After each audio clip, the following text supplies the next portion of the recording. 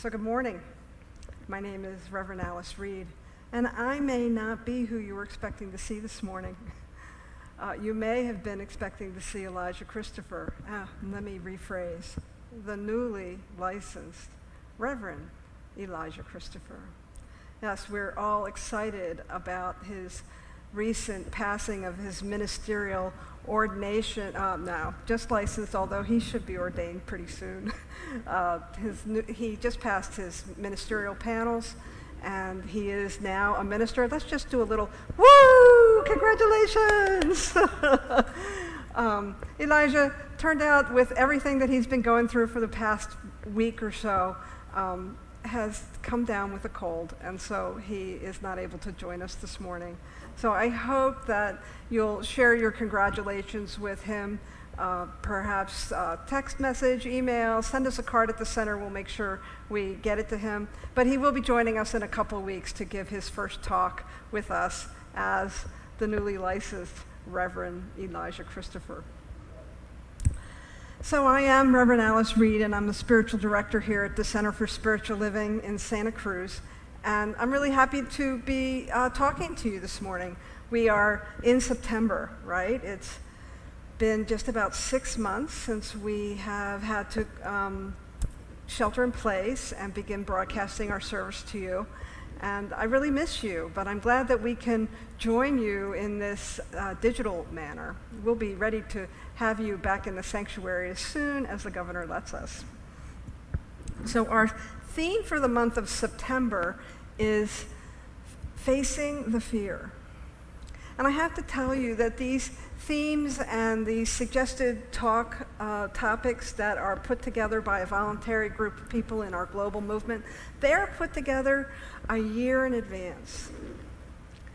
And I don't know about you, but there's been an amazing synchronicity between the talk topics that we've been going through over the last couple of months and what's going on in the world. And so I'm really happy to explore this topic today of a question of faith. And I think it's important for us to begin to look at exactly what faith means, because I think depending upon the culture that you came up in, or perhaps the spiritual path that you've been on, faith can have different meanings. It can be a noun and it can be a verb. I think when we say faith as a noun, we're really looking at describing one's religious beliefs. He's of that faith. She practices that faith. Yet when we talk about faith as a verb, that's the definition I want to really lean into today. And so I want to look at what it means to really step into and have faith in something or someone, and how that really carries us especially when we're in a place where there's a lot of fear and uncertainty. At Centers for Spiritual Living, we work with a book called The Science of Mind, written by Ernest Holmes, and he has a whole chapter devoted to faith. And this idea of faith is more than just a blind faith. It's really a cultivated knowing, an embodiment.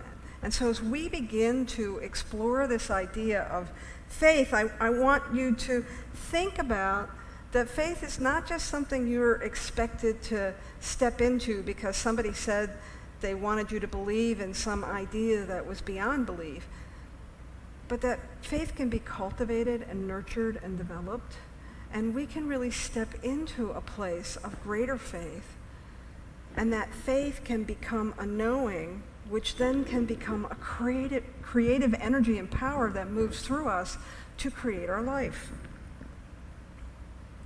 In my own exploration of spirituality, there was a time when my relationship to the universal divine was one of mindless subordination.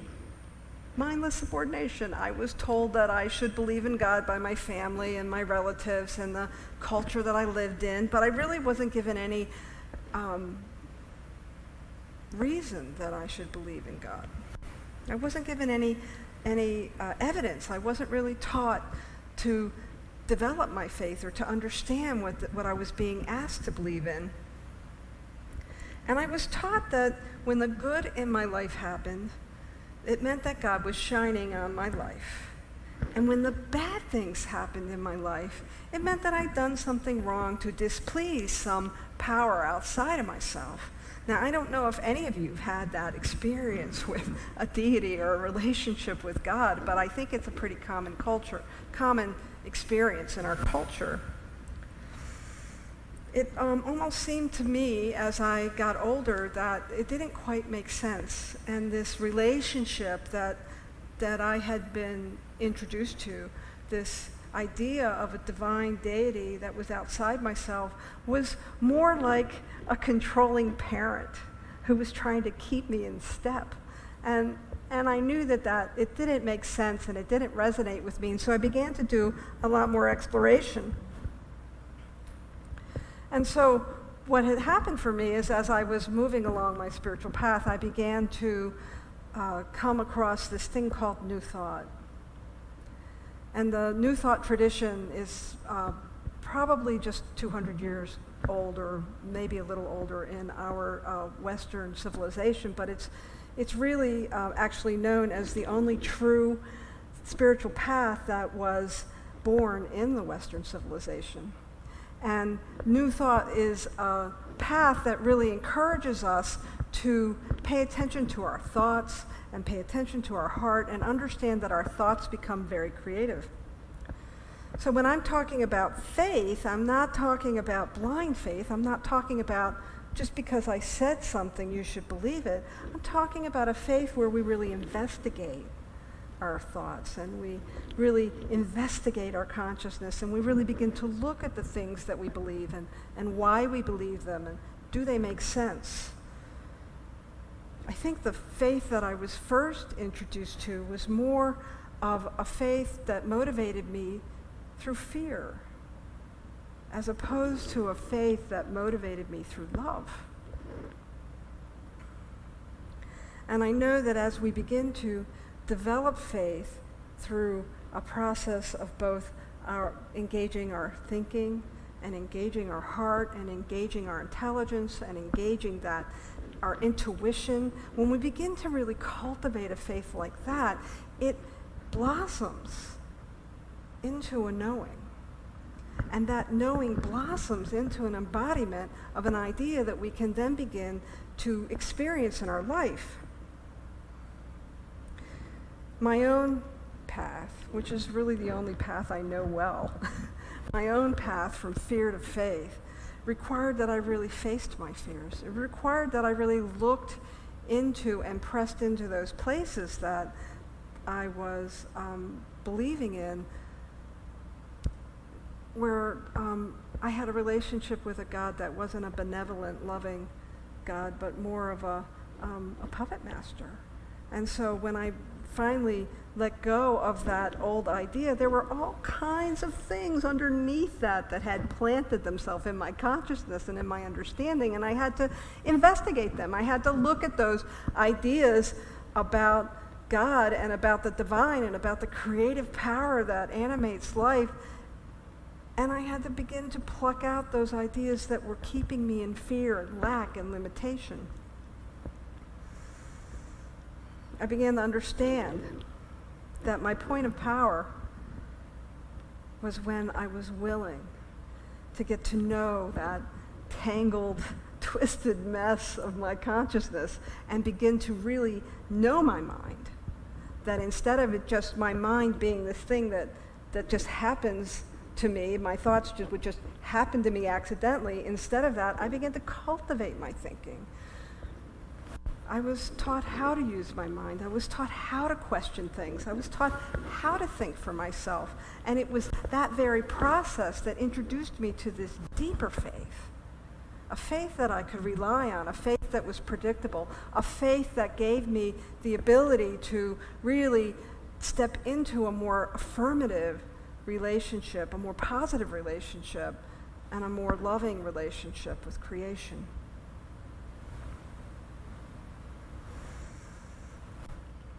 I think as we cultivate our faith, we can ground it through what the masters like Ernest Holmes Yogananda, and other spiritual giants called scientific prayer.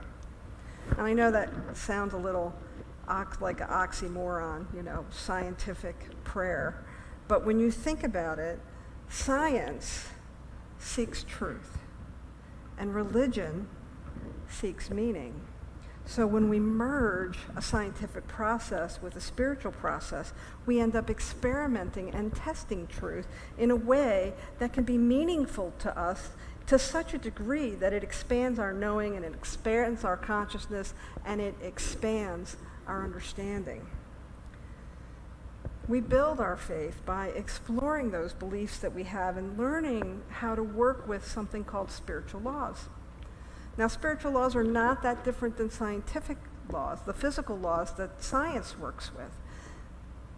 When science is pressing into a physical law, they have an understanding about how some things work, and then they begin to experiment with it. And when they can replicate the results of their experiments, they've identified another layer of physical laws. Well, spiritual laws work the same way. We begin to inquire into what we think we understand. We begin to experiment with these spiritual laws, and when we can replicate our process through prayer or meditation and spiritual practice, when we can begin to have a sense of the control in our lives, not control like controlling others, but controlling my thoughts and my beliefs, and really getting clear about what it is that I understand, that's how we build our faith. And this is actually how faith works. So, true story. I want to share my own story with you. Some of you may have heard bits and pieces of it before. But I had a business at one time, and it was a wonderful livelihood, and I was deeply attached to it, and it was a wonderful way to make a living and be in the world.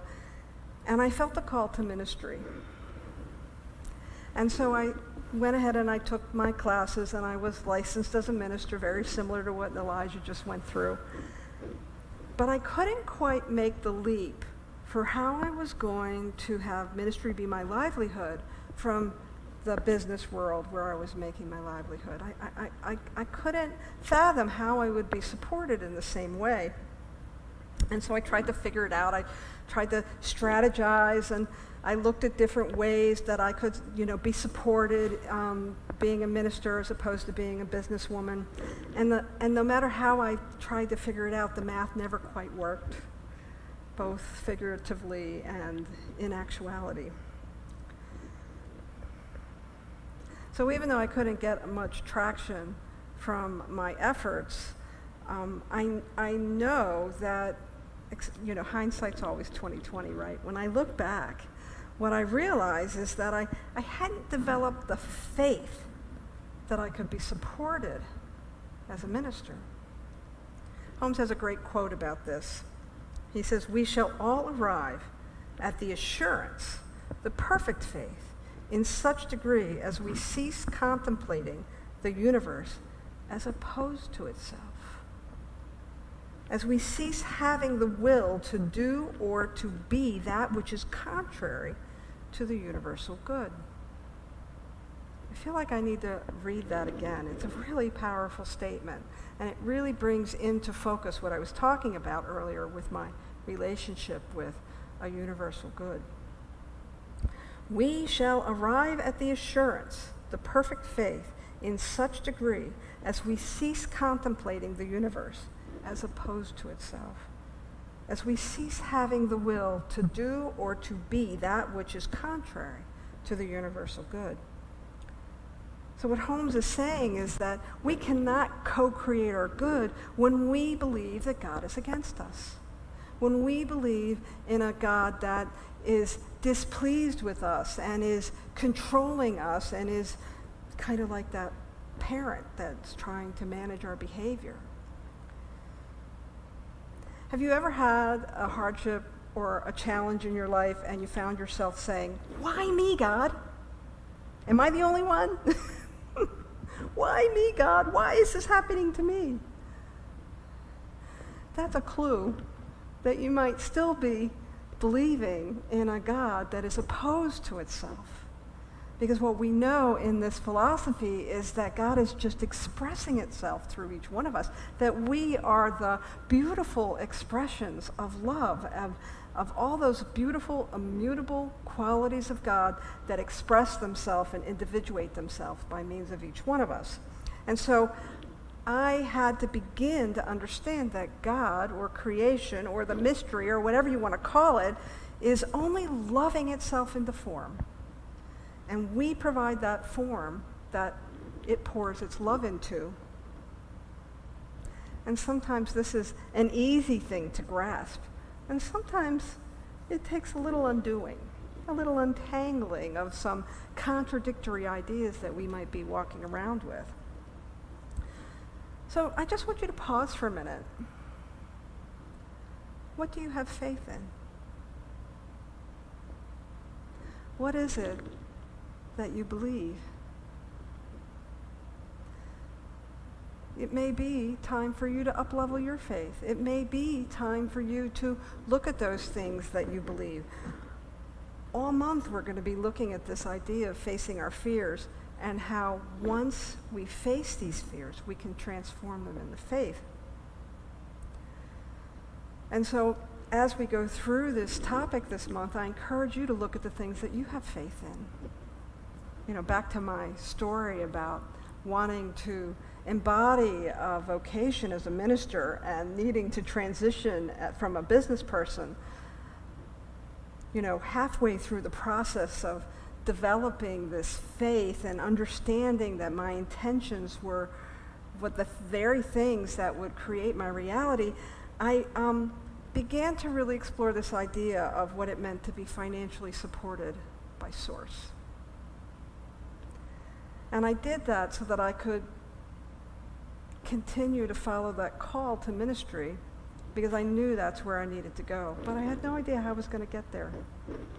And I came across this quote from Emma Curtis Hopkins, and it's one of those quotes that I will go back to again and again, because it completely shifted the way I approached this dilemma of transitioning from being a business person to a minister. She wrote, "It is not yours to demonstrate the cessation of work. It is yours to settle your faith. Keep at your tasks till your faith is so clear that the free spirit sifting through it takes your dishes out of your way and calls another to straighten your accounts while you are being used as a redeemer from suffering and pain." Boom. I really got it. When I read that, I really got it. It wasn't mine to go out in the world and try to figure out and manipulate and maneuver and come up with the right scheme. It was mine to settle my faith. It was mine to really embody this highest idea that I was sourced by God. And it was like finding my true north. I knew the direction that I needed to go in, and so I pulled my energy away from all the different exit strategies that I had been considering, and I began to just work on settling my faith. Where was it in my consciousness that didn't believe that I would be supported by doing the work of God, by doing the work of love? How could I believe that God would pull me and inspire me into a path of ministry without also giving me all the support I need to do that beautiful work? And when I really began to settle my faith, when I began to face my fears, when I began to look at them closely enough so that they could begin to dissolve, well, I have to tell you, I literally had someone come and settle my accounts. It really happened. And I was able to sell my business. Somebody approached me that I hadn't even reached out to and asked me if they could buy my business. And I began to have that closer walk with faith, that deeper knowing and embodiment. I think sometimes we just need that one leg up. And that's what the scientific method of spirituality is really about. We need that opportunity to experiment with these spiritual laws and begin to look at those places in us that need more clarity so that we can really know, so that our faith isn't a blind faith, but that it's an embodied faith and that it's a supported faith. and that we can move from one state or situation to another and be completely supported by Source, because I absolutely know that there's a creative medium in the universe that is looking to embolden you with your heart's desire and carry you through so that it can express by means of you.